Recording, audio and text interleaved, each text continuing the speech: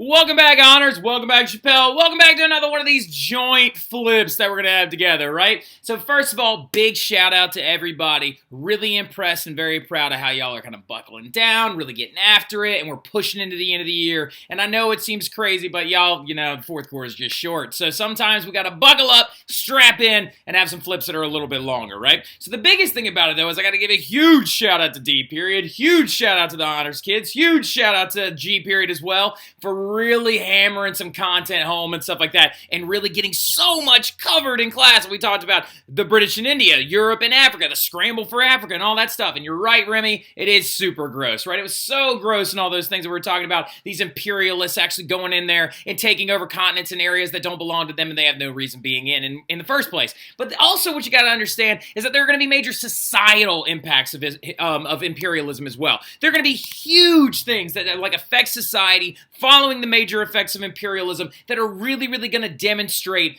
a massive handprint of imperialism on the European culture, right? So first and foremost, you're going to see massive revolts against European rule, and sometimes these are going to be suppressed at massive loss of life, right? We talked about the Sepoy Mutiny that occurred from 1857 to 1858 in class. We talked about that and how that is going to be a great example of those massive revolts. There was another one that was actually a huge revolt that was had in Africa when 5,000 Africans went up against 50 British guys and 4 Maxim guns, and those 50 British men and 4 Max guns were basically able to completely destroy that uprising of over 5,000 people. Because the thing about it is that it's so important to understand is it is a really important thing to kind of wrap your mind around, that technologically speaking the Europeans were much more advanced than the people they were imperializing, which gave them an extremely unfair advantage when it comes to actually taking over these lands and areas, right? Another big thing that's going to be affected is religions and social structures are going to fall apart due to the implications of imperialism. But then also what you're going to see is outright racist setting of going into European culture following the imperial era, right? So giving an understanding of what I mean by that, you have to understand that there are certain things that demonstrated from the time where basically Europeans believed that they were coming along to civilize these people away from barbarism, right? Basically, in a nutshell, what I'm saying is that Europeans genuinely believed that their society was better and more evolved than that of Southeast Asia, Africa, Malaysia, areas in the South Asian seas, South America and these other areas, and they genuinely believed that they were more progressed and more evolved and that it was their job to civilize other parts of the world, which is outright ridiculous, right? And you're going to see this demonstrated in a lot of writings. For a good example of one of these writings is this writing by a man named Rudyard Kipling. Rudyard Kipling wrote a very famous poem known as The White Man's Burden,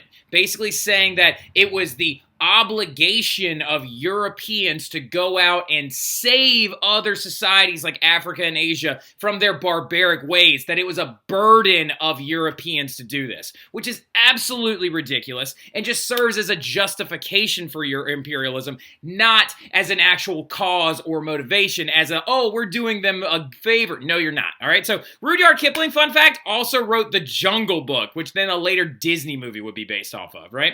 So another big thing that's going to happen as well that you need to understand is this concept of social Darwinism, right? So that basically what you need to know is that when y'all learned in biology about evolution and Charles Darwin and his evolutionary theories are really going to break ground in Europe and really demonstrate the concept that all animals in present-day life evolved from simpler forms of life, that it'll progress forward, become more complex, and become more intricate. Now, the thing you got to understand, though, is people began to take the evolutionary ideas of Charles Darwin and then try to apply that to society, basically saying that Europeans were more evolved than people from Africa or Southeast Asia, which again is absolutely ridiculous and been super disproven by so many different facets, scientific communities, as well as everything else. There were these pseudosciences that popped up as well because of this thing, like phrenology, like basically measuring people's brain, not measuring people's brain, but measuring the lumps on people's heads for how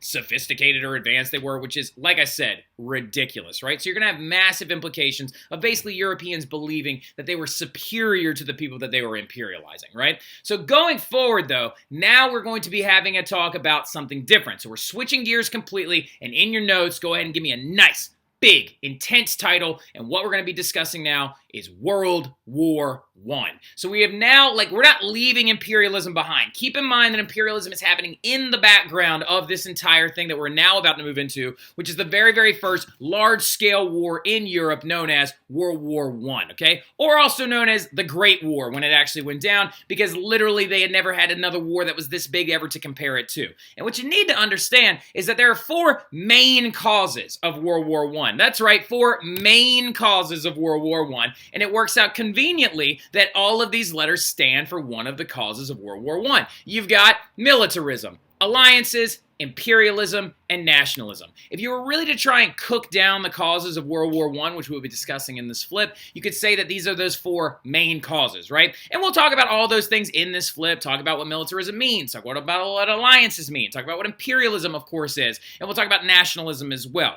But let's go ahead and dive headfirst into it. If you need to, go back to this slide, pause it, jot these things down, and we're going to bring them up casually. We're not going to bring them up in that order. We're not going to go militarism, alliances, imperialism, national. We're going to kind of jump around a little bit, right? But what we're leading into now is that thing that we just said, the Great War, World War I, which is going to last from 1914 to 1918. And as you can see by looking at the pictures on the screen, it is going to be a dramatically different war than any war that has ever come before it whatsoever. It is going to traumatize the European psyche. It is going to lead to an absolute ridiculous, transformative and turning point experience when you're talking about Western civilization, because it's going to horrify the entire world that war has now progressed past the Industrial Revolution into something that does not kill hundreds of thousands, but something that can kill millions of people. And soldiers will be left with permanent damage, disfigurations, mental scarring. The very first forms of PTSD were seen after this war and scientifically documented. And the big thing you need to understand about the war, though, is what it's defined by. World War I was mostly defined by trench warfare. Go ahead and just jot that down. World War I, trench warfare. Put a star next to it.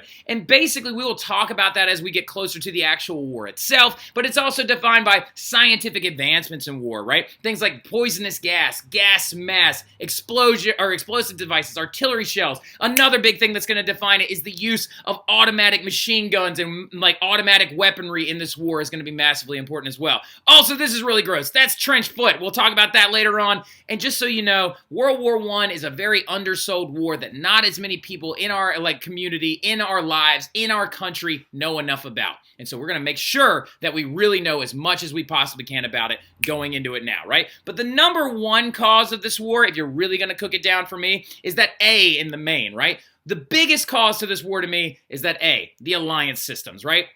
What an alliance is an allegiance or an agreement that is formed for mutual benefit of other parties, right? So it would kind of be like, for example, Mr. Mathern and I are going to create an alliance, so we never have to worry about being invaded by Mr. Wooderson, right? So if theoretically if Mr. Wooderson were to invade Mr. Mathern, I'll come in there and I'll help him out, and that alliance is going to try and help prevent war, is what a lot of people actually thought. But the problem is that these alliances didn't prevent war, they actually caused war, right? But it all goes back to Bismarck. Remember Otto von Bismarck, right? The guy, Second Schleswig War, right? Franco-Prussian War, the guy that actually really saw the unification of Germany, that really important figure that we talked about, got Kaiser Wilhelm I on the throne of the German Empire. Well, all of these alliances start with him, right? And he actually made the first one that was pretty semi-legitimate and could have hopefully deterred war from happening going into it. But the number one thing you got to understand about Bismarck is, being a German man following the Franco-Prussian War, the biggest thing that he was trying to avoid was war with France, right? He wanted to try and avoid a war with France, so he tried to create a very large alliance with the three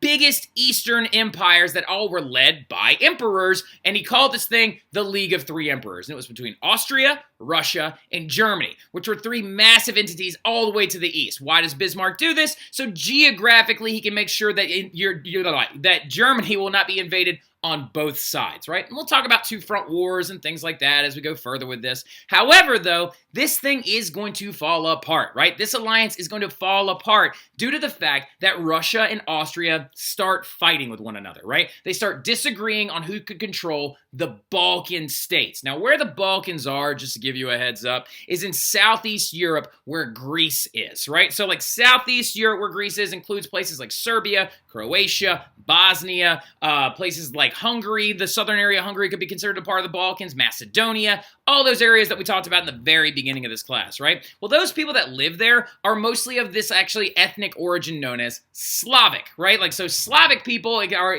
for example, are Moldovians, Bulgarians, Bosnians, Serbians, all speak Slavic languages and have Slavic cultures. The other really big country that has Slavic culture as well is Russia. And so Russia felt they needed to support those smaller countries. Well, who controls a bunch of those smaller countries? Austria, right? And Austria doesn't want to let them go. So a lot of disagreements start going on between Russia and between Austria. And then to say, like, the worst thing that could possibly happen is Austria and Russia are like, they kind of like keep bickering back and forth, and Bismarck is able to mediate this argument. Well, unfortunately, though, Kaiser Wilhelm I dies, right? And his son takes over. And his son's name is Kaiser Wilhelm II.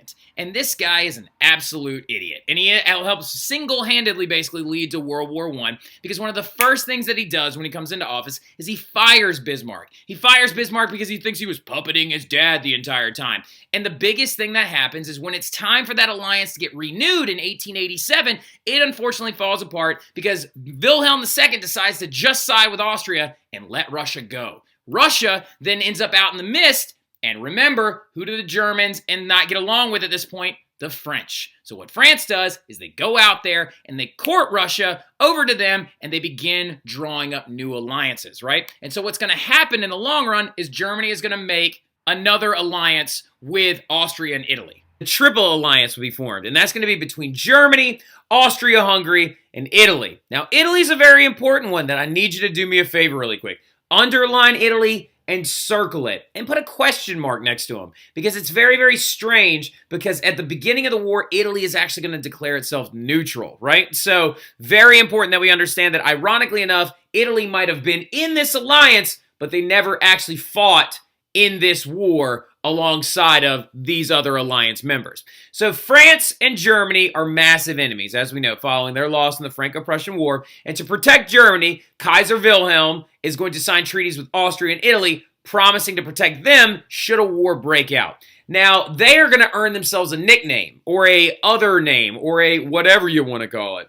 And they are going to be called the Central Powers, not to be confused with the Axis Powers, because that is a World War II term, right? So now, but going forward though, this Central Powers coalition is going to be called this because they are literally in the center area of the map, and they are located centrally within Europe, because you have Germany, Austria, and Italy right there in the median level of the European continent, right? So there's another group that's going to come in and join them later on, but they're not going to join up until about October of 1914, right? Now, in a massive process of other crazy stuff going on, we're going to teach it a little bit differently, kind of out of order, but to give you a heads up looking down the pipe, then in opposition to the Central Powers, the Triple Entente is going to be formed.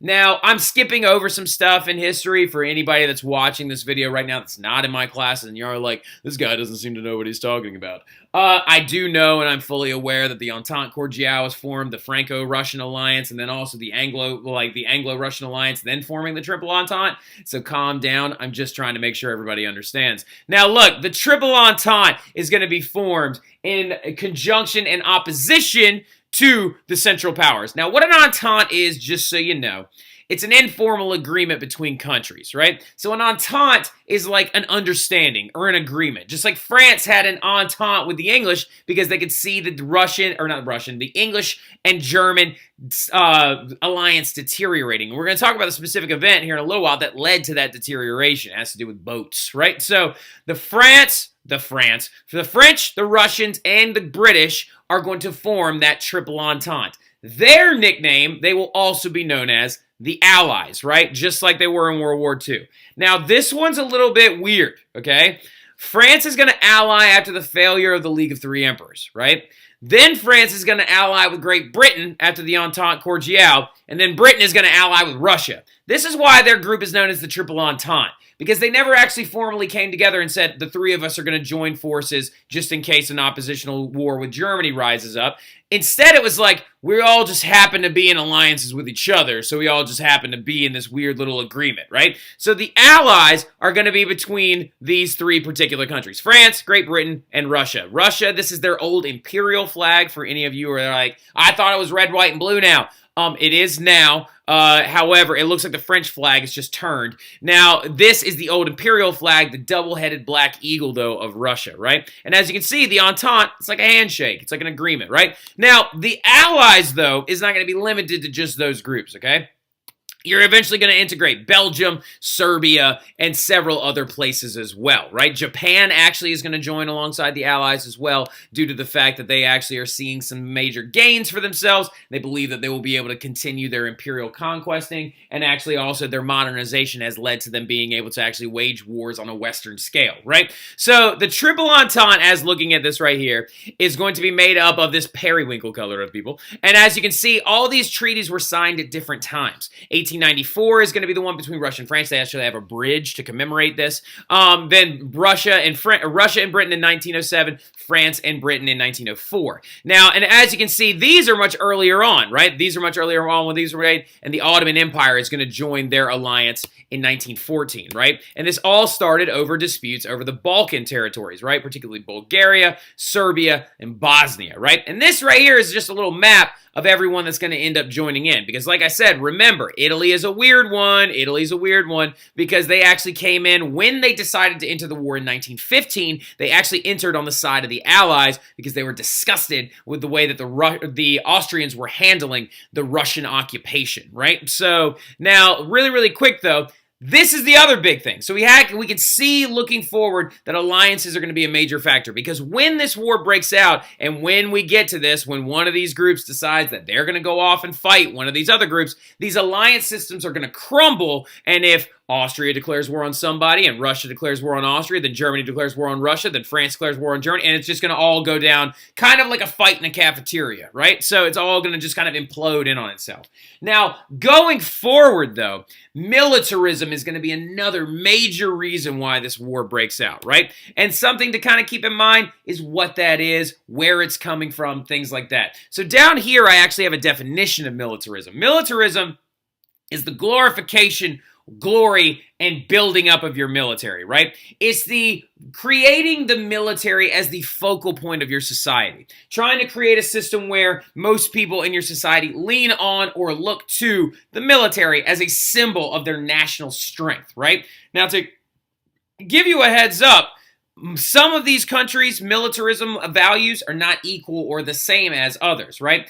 Ironically enough, Russia had the largest military, but they were super undersupplied, right? Germany had the largest supplied military. France is going to deploy more troops than Germany, but it's a very weird kind of situation, right? So economic competition, though, is going to be a big reason why this thing, the militarism thing flurries up, though, okay? Because all these different countries, Germany, not so much Austria. Austria kind of had priorities in different places. Germany, France, Great Britain being three big ones to actually consider, were constantly competing with each other for money, arms. They were trying to always have more weapons or more devices than the other one, and then also colonies, right? And countries are going to practice this militarism aspect to try and show off their strength. Now, as you can see right here, there's going to be a lot of new technologies that are going to play into this war, and that is a direct reflection of the fact that industrialism is the big thing that's changing, right? Because this glorification of the military is not just a societal glorification. It is now a post-industrial glorification, right? Because the Industrial Revolution has now had so much time to breathe. We are over 100 years out of it by this point,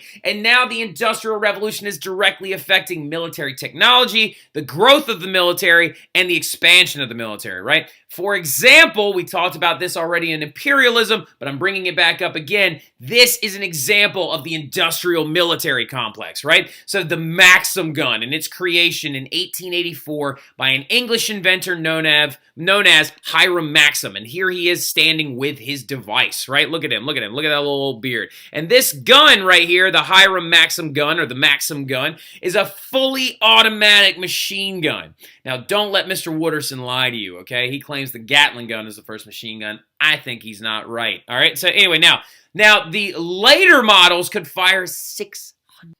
So yeah, so the earliest models that Maxim invented can fire about 200 rounds per minute, right? And then after their full production scale actually kicks up, some of the later models prove that they can fire 600 rounds per minute. However, this number is going to be diluted a little bit because there were some drawbacks, right? It's heavy, it jams, it has to have a water jacket on it. So like, for example, you see this little, like that's the barrel that the bullets come out of, and this little sleeve that's on the outside is not a silencer for any of you who like video games and stuff like that. It's actually a water jacket to keep the barrel from warping under massive like cause of heat, right? But the Maxim gun is a good example because literally it's like a moving factory for bullets, right? In a way, okay? And what I mean by that is you hold that trigger down and it will continue to fire bullets as long as it does not jam or as long as the water does not deplete and the barrel actually warps, right? So this is not, this war is going to be the very first time this gun is ever going to be used, right? And all these different countries had access to their own models of this type of gun. The very first one was actually invented in Great Britain and made by the Vickers company, right? Now, some people are, the later models are going to be called the Vickers gun, right? Now, the Industrial Revolution is going to change warfare as the world knew it, right? Because look at all these things. You now have locomotives that are going to bring supplies to the front lines faster than they ever have before. So military lines, reinforcements, weaponry, and supplies are going to be coming to the front very, very quickly. And whoever has the most railroads can fight this war more efficiently, which is going to be a big reason why Russia actually fights this war inefficiently later on during the World War actually itself, because of their limited lack of major railways going into wartime areas, right? The telegraph is going to be an insane thing. Telegraph machine invented by Samuel Morse, right? The guy who also invented this Morse code, is going to actually be used to carry messages much, much faster. In the late 1800s, the very, very first transatlantic telegraph wire was actually laid going from the United States all the way to Great Britain. You can now send messages over hundreds of miles in an instant, right? And you actually use this device to go and then you had a person on the other end that actually transcoded it and actually deciphered it and sent the message forward. And then, of course, we also have steam-powered vessels. So this war is going to drastically change, right? And as a symbol of that industrial warfare, that industrial change, and also a massive militaristic growth, this right here is the big reason why England became an ally of France instead of staying an ally with Germany, right? And it's called the naval arms race, or the Anglo-German naval arms race, right? So this industrialism in warfare is going to lead to invention. It's going to lead to development. It's going to lead to all these different things. Well, a naval arms race is going to break out as well. And the Anglo-German arms race is all going to come down to who can create the most this type of boat, right? So the British in the early 1900s developed the very first steam-powered iron hull style warship for the Navy, right? And a lot of this is off the outskirts of an American Commodore named Alfred T. Mahan, right? But like that is just because he said that a naval power in this post-industrial, post-imperial era is how you show your world dominance, right? So now this right here, though, is the very first one known as the HMS Dreadnought. And because that thing was such a massive development, because it could travel over very, very great distances, it had like very large guns attached to it, and it could actually fire on targets that were inland. This thing became such a terrifying thing. That's why it was known as the Dreadnought, right? So as the British began to build their dreadnoughts, Germans under Kaiser Wilhelm decided they were also going to try to build as many dreadnoughts as they could as well. But since the Germans could not match the industrial aspects of the British, they did not unfortunately win this naval arms race, but this arms race leads to a lot of tension, right? And it leads to a great deal of anger and resentment between these two countries, and it's the reason why England went off and they actually became an alliance with France rather than staying in this Teutonic People's Alliance with Kaiser Wilhelm, right? So Kaiser Wilhelm, since he couldn't build as many dreadnoughts as the English could and have these great big warships, he decided to go a different route. And he decided to stick to an old German practice of unrestricted warfare using these bad boys, right? Those are submarines. That became the German device and use in 1914, right? And whenever this war breaks out, the Germans decide to use their unter sie Boot, right? So it would actually be unter sie Booten. All right, so now unter sie Boot. All right, so unter sie Boot literally means U-boat, right? That's why they're called U-boats or submarines, right?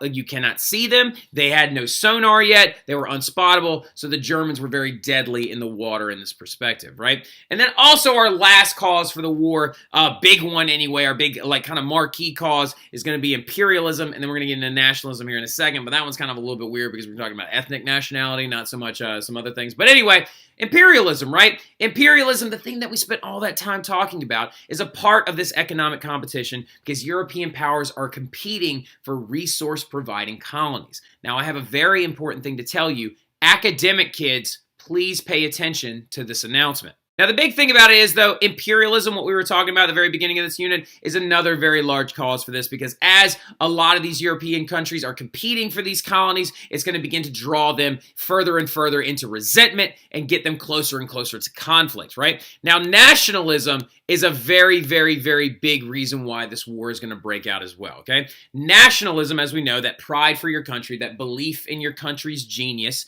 is going to fuel countries to want to be the best and to be the strongest, right? So as nationalism begins to progress forward, this is going to lead to a huge amount of resentment between different countries, certain countries vying and understanding and trying to advocate for others. And it's going to lead to a very, very large, crazy war when it does break out, right? So don't write this, but for example, at the outbreak of war, everyone greeted war with cheering crowds in Berlin, Vienna, and Paris. And this was written by a writer named A.P.J. Taylor. The people of Europe leapt willingly into war. So when this war finally broke out, they actually jumped into war excitedly, right? Which is a very, very strange kind of thing to explain to kids is that like, yeah, this nationalism had boiled over so much, the industrialism and involved with militarism, and then also imperialism and the alliances are going to be so bad and so intense that when this war finally breaks out, everyone wanted it. It's a very creepy thing, right? Because they wanted to show how strong their country is, how powerful their country was, and how much better they thought they were than everybody else, right? Now, there's an interesting small component to this nationalism that you need to put a big star. So the next thing we're about to write down, put a big, big star next to it because we got to talk about this duck-looking region right here. And we got to talk about what panslavism is, right? So this region right here is mostly made up of some of what you would consider Slavic countries, right? Mostly in this general region, these people are not Slavic. So but these people right here are, right? So now this region in particular is going to be where the war breaks out or where it actually has its foothold and where it is created and started, right? And particularly in this area right there, that little country known as Serbia, right? So Serbia is going to be the hotbed for this, and a lot of this is because of this concept of panslavism, which is related directly to nationalism, right? Panslavism is the idea or belief that all Slavic people should unify and defend one another in the creation of their own countries and their self-determination. This is going to be incited by nationalism in the late 1800s. And a lot of these South Slavic nations are going to be oppressed by people like Austria-Hungary and the Ottoman Empire, right? So if we go back and look at this region right here, Austria-Hungary controlled this entire swath of territory, right? They controlled Bosnia, Croatia, and several other areas, now modern-day Slovenia as well. The Ottomans for a time controlled Serbia, they controlled Montenegro, Kosovo, they controlled Albania, Macedonia, Bulgaria. They controlled all these major areas, right? Now, this is going to lead to this Panslavism aspect, and the Russians are going to enter into this war trying to advocate for these Slavic peoples, right? So going forward, though, as you can see, it's a very, very weird thing going on right now, right? The Ottoman Empire, jot this down, this is very important, put a star next to this, jot this down. The Ottoman Empire is dying, right? So it's dying out, its strength is decreasing. There's a lot of very large movements trying to go back to straight Turkish rule by this group known as the Young Turks. They want a reformation of a parliament. They want to create a different style of country focused around Turkish influence and Turkish culture. And so their borders are retreating and they're just shrinking. Greece is going to liberate itself in 1830. Serbia, I believe, is going to liberate itself in 1816. Bulgaria is going to become become an area that actually is going to be like available and now creating its own country lines. And so as things rolled forward, the Ottomans were constantly trying to grab these territories back. They always wanted to pull them back into their society, pull them back into their country so they could actually keep the empire state alive. This is going to fuel a set of wars known as the Balkan Wars, right? This tension in these South Slavic states, encouraged by all this nationalism, is going to fuel the outbreak of a couple of small wars right before World War I itself actually breaks out. This is going to be encouraged by nationalism, and it's the fact that the Ottoman Empire was losing a lot of its Balkan states, and it's losing a lot of its Balkan power. And it's mainly going to be pushed forward by one of these states known as Serbia, right? Serbia wants to create a unified state known as Greater Serbia, right? Leading into the later kind of World War II perspective of a Yugoslavia, right? So, or actually that's post-World War I is Yugoslavia. Now, the big thing though is that this is an element of this new idea known as the powder keg, right? So, because of these Balkan wars that were breaking out, because the Serbians are getting very mad at Austria-Hungary because they annexed Bosnia, right? And we'll talk about that here in a second.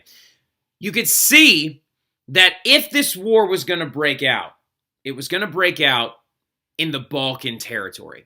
And so, metaphorically speaking, okay, as in it's not an actual thing. There's not a keg of powder and somebody could touch it, all right? So, but people and historians have began to call the Balkan states the powder keg, right?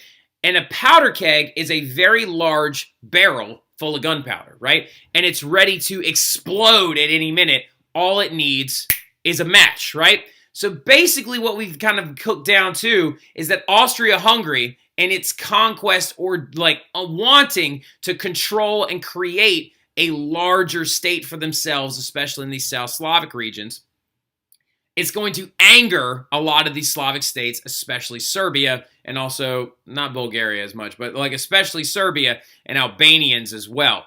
And the Balkan states are going to become known as the powder keg because as movements progress and right after the Balkan Wars end, these Slavic states are trying their best to pull as many Slavic states away from people like Austria-Hungary. So everyone felt that if another war was going to break out, it was going to break out in that Balkan territory. So the biggest thing that you need to understand now going forward is that this whole powder keg concept, panslavism, everyone's about to go into war and this thing is ready to explode. All we need now is a match, right? And we're going to talk about the match that lights the fire of World War I when we get back into class the next time I see y'all. Because it all comes down to the assassination of Archduke Franz Ferdinand of Austria, right? He is going to end up in Bosnia. Go ahead and jot these things down. We'll talk more about it when we get back into class. But I'll see y'all then. Y'all have a great one.